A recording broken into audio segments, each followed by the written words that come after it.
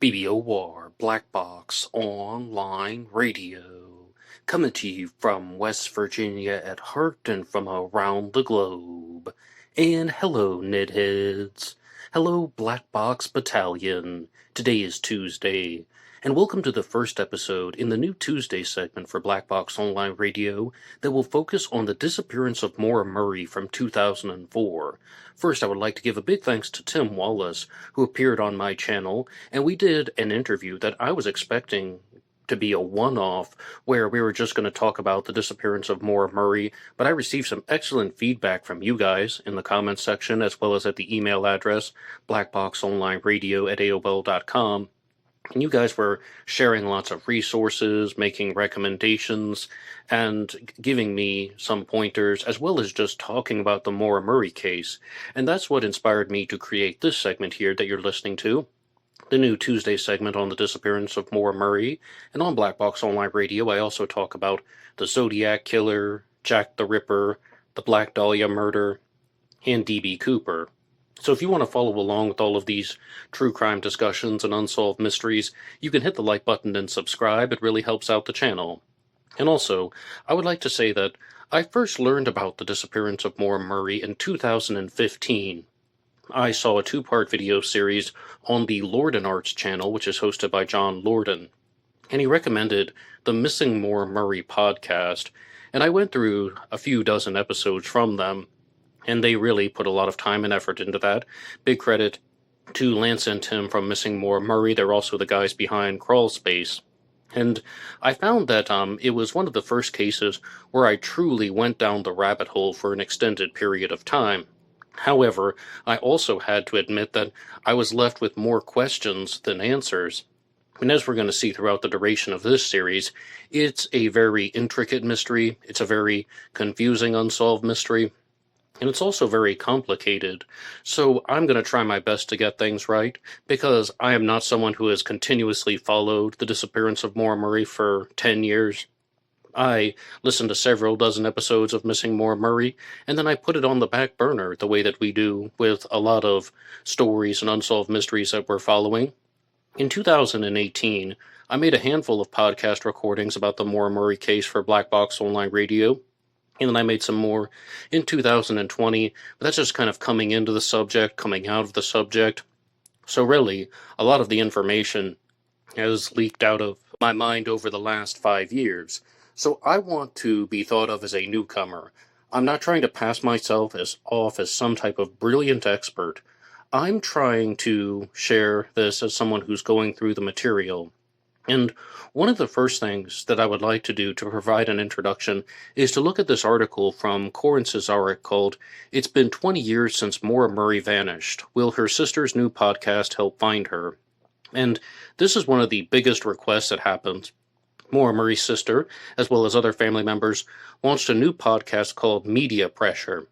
And they were like, people in the comments section, as well as contacting me at the email address, were like, "Ned, you have to listen to the new Media Pressure podcast, which came out about a year ago. Let's have an introduction here from People magazine. Maura Murray didn't tell anyone where she was heading on February 9th of 2004. So when she crashed her car and disappeared suddenly, her family had no idea why the University of Massachusetts student was in Haverhill, New Hampshire to begin with. Her disappearance led to numerous additional questions and a decades-long ongoing search. Now, 20 years since her disappearance, Maura's sister Julie Murray is hoping to help solve the case that changed her family's lives forever. Media Pressure is a new podcast from Julie Murray that premiered on February 5th of 2024. It takes a deep look into Maura's story and features never-before-heard details and interviews with her loved ones, including her sister, her brothers Fred Jr. and Curtis, and her father, Fred Murray. In the days after Maura's disappearance, many wondered if the nursing student had left the campus willingly. Her family had learned that she had told a professor that she needed to leave because of a death in the family. There was no such death, according to the family. And this story is expanded upon in several different contexts because Maura worked overnight in a dorm. She did a type of front desk position. They had them at the dormitories at my university too. And reportedly, she was on the phone with someone, and then she just fell to the floor. She just got down, sat on the floor rather than falling down, and she just seemed distraught. And somebody asked her what was wrong, and she just said, "My sister." Shortly after that, and I do mean a period of time after that, Moore would contact her professors and say that there was this family emergency that she had to attend to, and she would not be in class for the next week. She was a student at UMass Amherst, and then when the family learned of this, they said exactly what you heard in this article. There was no such family emergency, and there was no suspicious death. So that means that, most likely, I mean, I can even say it almost certainly, Moore fabricated that part of the story. But that begs the question as to why. On February 9th of 2004, Moore packed her bags and withdrew most of the money in her bank account, $280, and purchased alcohol before getting on the road. Nearly 3 hours after leaving Massachusetts, a New Hampshire resident called 911 to report a single-car accident in Haverhill, New Hampshire. Now, if this is the call that we're all thinking about, then it would have been made by Barbara Atwood. She was the wife of Butch Atwood. So Maura is driving through Haverhill, New Hampshire, and her car goes off the road. And then Maura is getting out of the vehicle, and a school bus comes by that's driven by Butch Atwood, who says something to the effect of, "Hey, do you need help? Do you need me to call someone?" And she said no, she had already called AAA. But Butch Atwood knew that that was a lie because there was no cell service in the area. And as far as the story goes, I mean, according to what is the conventional narrative, Butch Atwood then drove his school bus back to his home. He talked to his wife, Barbara, and he said that, oh, there's this girl who got into some type of single car wreck, or her car went off the road, something to that effect, and she's the one who calls 911, and Butch Atwood stays in the school bus doing paperwork, which was his routine. So then, I mean, that's really where the story ends, because that is the last sighting of Maura Murray. So Maura was the one behind the wheel while she was at the scene of the accident, and at the scene of the accident at the time of the initial 911 call, and then another 911 call by another resident. She was gone. When police arrived minutes later, it was then, and is still now, unclear if she wandered into the woods near the crash scene, left willingly, or was picked up by a passerby. And I've also said that one of the biggest reasons why this particular disappearance is so captivating and it connects with so many people is we know so much about Maura's life prior to Route 112, and we know almost nothing about Maura's life after Route 112. I mean, somebody knows the truth. I expect that somebody knows what happened, but we really just do not know what happened to Maura Murray. So let's keep going here. The worst part is the ambiguity, and having heartache every single day for 2 decades, Julie told the Patriot leader. We don't have answers, and we don't have Maura. Although there were no immediate signs of what may have happened, her family has come to believe that Maura was the victim of foul play. If she wandered into the woods, where are her belongings, Julie said, per the outlet. She was met with foul play and most likely is no longer with us, and that's the worst possible outcome for Maura. In addition to the podcast Media Pressure, there is also bonus content such as the accident report, 911 transcripts, and security photos of Maura at the ATM on the day that she vanished. According to the accident report, when the authorities arrived, Maura's car door was locked, but the officer spotted a box of wine in the back seat, red liquid on the driver's side door and ceiling, and they did not find any on the belongings outside of the car or footprints leading anywhere. I just have to stop and throw in an interjection. Okay, so Maura's driving down Route 112. She has left UMass Amherst. At some point, she purchases alcohol. But there is another podcast out there called 107 Degrees that was hosted by Aaron and Ethan. Aaron Larkin was the main host of that one. And what they really wanted to argue was that we might not be completely certain that Maura was drinking that night. I know what you just heard makes it sound like she had to have been drinking. That there's red liquid on part of the car, there's the box of wine in the back seat, and there is also some red liquid in the snow, and there's a Diet Coke bottle that was found under the car with a foul smell. And 107 Degrees was really trying to provide some skeptical alternatives to these commonly held beliefs, because The way that the Missing Maura Murray podcast would approach this subject is they would do it as a learning process. Okay, here's what we think happened. And then 2 episodes later, they would have to backtrack everything and then just say something to the effect of, okay, well, 2 episodes ago, we told you this thing that we thought was true at the time. Now it turns out that that's not true. And I found that it was very, very difficult to follow that particular narrative. And I mean, I think 107 Degrees was really trying to share the whole concept of we don't necessarily know what these clues mean. For example, Moore is driving a black Saturn that was in very poor shape. It had damage to the hood of the car. She had a rag in the tailpipe of the car, which was very suspicious, which came from the emergency kit that was located in the back of the car. And Tim Wallace and I were talking about this on our recent interview, and both of us were mostly in agreement that Maura put that there, and that meant that she was not overly intoxicated.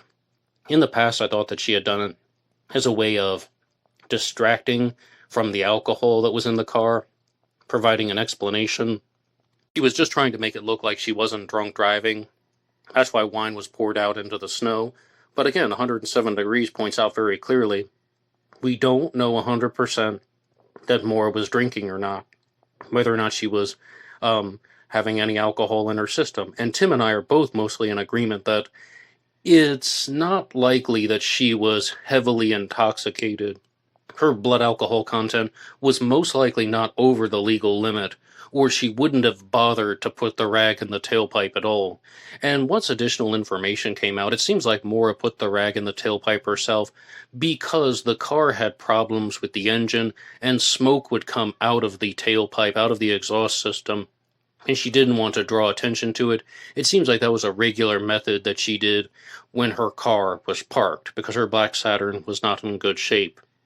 But I'm going to just keep going with the article here, and that pretty much just says that we have to be her voice. And one more time, that was from People magazine. And I know that People magazine isn't the most reliable source, but I do give them credit for popularizing and publicizing information that is related to these high-profile cases. And in that regards, they are somewhat valuable. Now, I don't look at any source that is going to popularize and publicize a case. Here on Black Box Online Radio, I mostly have an unofficial ban on CNN because I absolutely do not like the way they do true crime coverage. Their articles are skimpier than what you just heard from People magazine. I read nearly the entire thing for you. CNN really likes to cut out a lot of the story. They present things purely just to get people's attention so they can forget about it, and I don't look at any of their material 99% of the time, unless there's an extreme exception. But in terms of different sources, there's also a post that was put out on Murder, She Told, called A Conversation with Julie Murray. And this is again talking about the new podcast, but it's also a reminder of what happened to Maura Murray. And there's some suspicious things that were going on with Maura prior to the disappearance that we haven't gone through. Problems with her boyfriend, Billy Rausch, who was stationed at Fort Sill, Oklahoma at the time. Maura was reportedly having an affair with a track coach named Hussein Baghdadi. She also claimed that, well, not she, it's reported again that she went to a dorm party with her friends Sarah Alfieri and Kate Markopoulos, and that Kate also stated that she had no memory of anybody who was at the party. And there's just all of these bizarre things that were happening. But let's look at this interview here from Murder, She Told with Julie Murray. Since the very beginning of Murder, She Told, there is one case that has tapped the requests: the disappearance of Maura Murray. In the shadows, there is a crazy story. Who was Maura? If you read any blurb about Maura Murray, you'll quickly learn how smart and athletic she was. Oh yes, and Maura Murray was a long-distance runner. She ran cross-country, and Hussein Baghdadi, as previously stated, was her track coach. Maura was a smart person. I mean, she was a student at the West Point Military Academy, and she had been kicked out for stealing makeup, which was something approximately around $5 worth of makeup. And this is something that we were talking about during the interview, like, did Maura actually want to get caught? Did she just not like being at West Point? Or did she just do something that was impulsive. And she's like, oh, maybe I won't get caught. And then, she did, and she got busted for that. So she gets kicked out of the West Point Military Academy. And then she's a student at UMass Amherst, studying nursing. And one thing that her father, Fred Murray, wants to be very clear about is the UMass Amherst nursing program was competitive. Not everybody would be admitted to that. So she had a new opportunity, and it seemed like that she was planning on continuing with her education. And here's also some of the points that we've brought up recently. Maura tells her professors that she's going to be gone for a week. She tells people that there's this emergency. She's going to be gone for a week. She had been in an accident previously, in a car accident previously, and she had picked up accident forms from the DMV. I believe they're from the DMV, although in some states you can get them from other places. And then she put the rag in the tailpipe. All of this suggests is that she left on her own accord and that she was planning to come back. So says me, and Tim Wallace shared some of the stuff in our most recent interview, and a lot of this is looking like she wanted to continue with the UMass Amherst nursing program, and not a lot of people just uproot their lives and run away for no reason. Not a lot of people will just take off and never come back unless there is a specific motivating factor. It's not just, I've been a little bit frustrated lately. I think I'm going to disappear into the woods and just see what happens. And this would get into a whole nother set of theories about how Maura was actually planning to meet up with an ex-boyfriend whose name was Stephen Baldwin, or that Maura actually wanted to run off and get a ride to Canada and just to start a new life there. And there are just so many different avenues. And to the credit of my recent guest, Tim, I have to be very clear. I never liked any of those theories in the past. Any of the meetups, any of the tandem driver theory. I thought they were all baloney. I thought they were all just absolutely off the mark. But he provided some strong explanations and points as to how that maybe Maura actually was trying to meet someone, and maybe Maura voluntarily got into somebody's car who was coming by, and she was able to flag them down, or she had some other method of communicating with them, and she actually did go off the road involuntarily, and then that person just gave her a ride to their desired destination, and then something bad happened to Maura during that point. And one of the theories is that Maura got into somebody's car, and she was driven to a cabin in the woods, and then her family was just looking for her for a week, and they couldn't find her. And then they actually did track her down to the cabin, and they're like, what is wrong with you? You've caused this huge mess. We've been worried sick, and you've just done all of this terrible stuff. And then a fight took place, and Maura was injured in the fight, and that led to her death. That's a wild theory that was thrown out at CrimeCon one year, but so many people were latching onto it. It's called the cabin theory, and I was extremely dismissive of that stuff in the past, but for this new segment here on Black Box Online Radio, I'm going to approach things with an open mind. Let's keep going here with Murder, She Told. Maura grew up in a sports family where her older siblings ran track, and Maura quickly followed in their footsteps, rising through the ranks as a star runner. She was accepted to West Point and eventually dropped out to pursue a nursing career at UMass Amherst. Well, I told you about how she was kicked out of West Point, and it's also important to note that when Maura was at UMass Amherst, she did get in trouble for credit card fraud, and this was when she took a receipt paper out of the trash, or maybe it was in plain sight, but I recall it being a discarded receipt, and that had the credit card number written on it. They used to do this in the older days. I haven't seen it done recently. But yes, the full credit card would be on the receipt, and then she used that to buy pizza and subs, and I believe she did this multiple times. My memory tells me that it's around $300 worth of fraudulent charges, and she was busted for that. So when people are pushing this angle of the tandem driver theory and the cabin theory, they're like, this girl got caught ordering pizza with a stolen credit card. She is not a criminal mastermind. She didn't throw together some bizarre plot to fool and deceive everybody, let alone running away to Canada to start a new life. But as I said, I will approach this with an open mind. The next part here.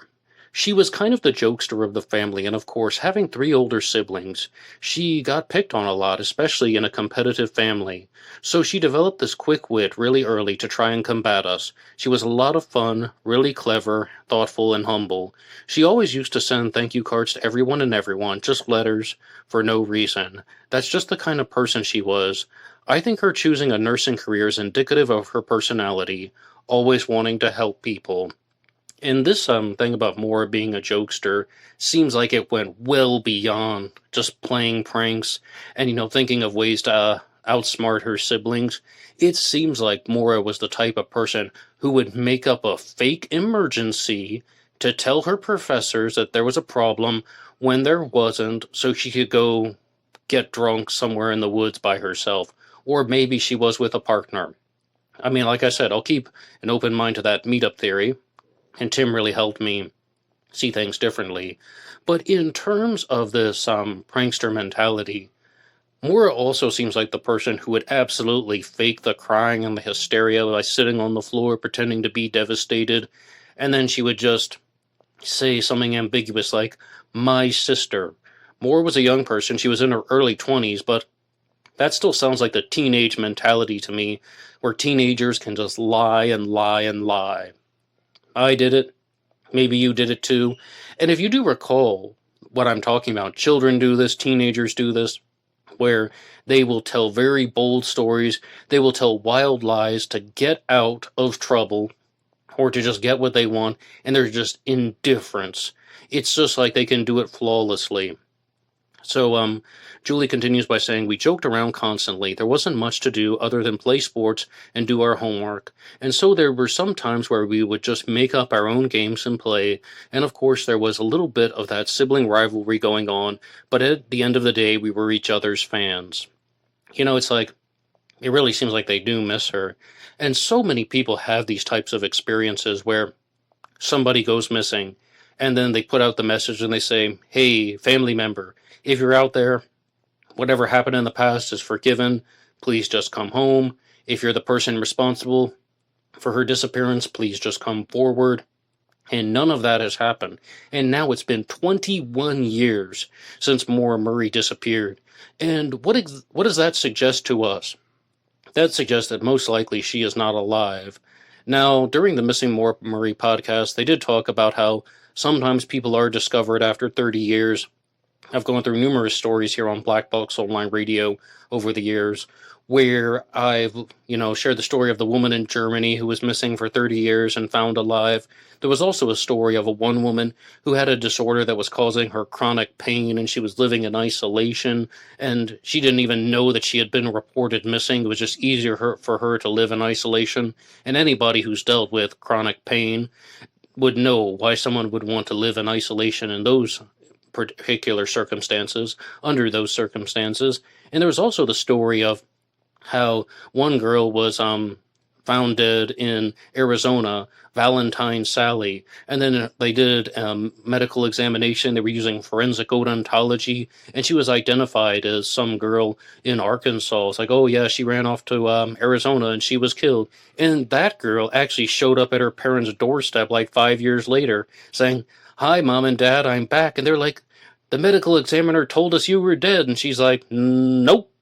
So sometimes you can find surprises, or you can find these types of miracles where it seems like somebody was missing for years and years, and also they're just living somewhere else for a different reason. But with the Maura Murray case, it seems like there's just so little evidence. And I already have to take exception with some of the points that have been shared in these articles here. For example, they're saying that there are no footprints going into the woods after Maura disappeared. That's right. That's right. And if that's the case, I don't think that Maura entered the woods close to her crash site. And you might be thinking, well, we've all seen the video from Maura Murray missing that was put out by her family, and Fred Murray is featured in it. And he says the police didn't investigate the disappearance and look into everything for 36 hours. He's like, that's your investigation. It's almost gone cold. It's been blown. But there were people who called 911 that night, as you heard. Nobody on the night of the disappearance reported seeing any footprints walking into the woods. And a big theory is that Maura took off running by herself. This was one of the stronger episodes of Missing Maura Murray, and when they looked at Maura was a long-distance runner, and they're like, alright, when somebody is running, the risk of freezing to death is much higher. Did Maura start takeoff running, trying to get to the nearest town?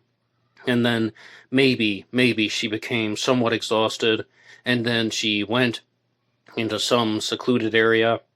Or what I think is also possible, she got into somebody else's vehicle. And overall, though, when I first got into the Maura Murray case, I was completely hooked on an accidental death, where Maura died in the woods. She did something like that. She either ran or walked for at least 5 miles, and then she just succumbed to the elements. She entered some type of wooded area, and then she just died of exhaustion. And maybe she was drunk at the time. Maybe she still had alcohol with her. And then when somebody is drinking, their body temperature is lowered. They will feel warmer because the alcohol dries out someone's skin, but their body temperature is actually going down. That's what I was going with for the longest time. But I had to make the honest statement that Maura's scent was lost 100 feet from the crash site. The search dogs could not find her scent. Maybe the glove wasn't suitable, but that also could suggest that she entered someone else's vehicle. And I would love to know what you guys think about the Maura Murray case, and I also want to emphasize, this was an introduction. You guys have given me some new homework, if you will. I'm going to be going through the podcast created by her family. I'm going to look at their responses, as well as countless other sources and all the news coverage, books that have been written about the case. And I just thank you to everyone who has been keeping touch with the show at blackboxonlineradio@AOL.com. You can also get me on Facebook. My personal Facebook name is Ned DeHaan, but there's also a Black Box Online Radio Facebook page, as well as blackboxned88 on Instagram. And I use these pages to release shorts and reels Monday through Friday, mostly talking about serial killers, true crime news, but any subject under the sun or in the darkness is fair game. And I will also be doing a live stream this Thursday. To anybody who's listening to this as it's coming out live, I used to do a segment called True Crime Talk Radio in the morning, where I would go live regularly, and someone has asked for a return. And on Thursdays, I talk about the Black Dahlia, so I'll be doing a live stream on the Zodiac Killer Black Dahlia connection, because on Mondays I talk about the Zodiac Killer, on Thursdays about the Black Dahlia. It's finally time to do a Zodiac Black Dahlia live stream. And if you're listening to this at a future date, feel free to check out some of my content about the Zodiac Killer and the Black Dahlia Avenger here on Black Box Online Radio. And in addition to those programs, as I said, I also talk about Jack the Ripper and D.B. Cooper. And if you want to support all of these efforts, you can go over to buymeacoffee.com. buymeacoffee.com/blackboxned88, and that allows you to make a donation or contribution to help support the show, and anybody who makes a donation will get a shout-out on Zodiac Monday. That's all for me now. Please tune in next week on Tuesday for a more in-depth look at the Maura Murray case, and we're really going to get under the surface. This was the introduction and the primer, and thanks again for listening. I'll see you tomorrow for an episode about Jack the Ripper. Until next time.